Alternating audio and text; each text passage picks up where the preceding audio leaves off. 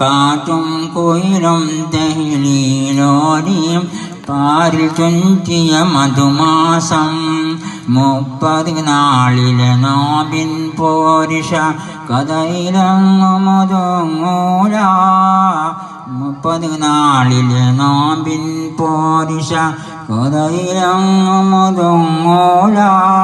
മുത്ത് റസൂല് പാതിരാവിലും മുസല്ല വീട്ടിലിറങ്ങില്ല മുത്ത് റസൂല് പാതിരാവിലും മുസല്ല വീട്ടിലിറങ്ങില്ല കാറ്റും കുയിലും തഹ്ലീലോലി പാരിൽ ചുറ്റിയ മധുമാസം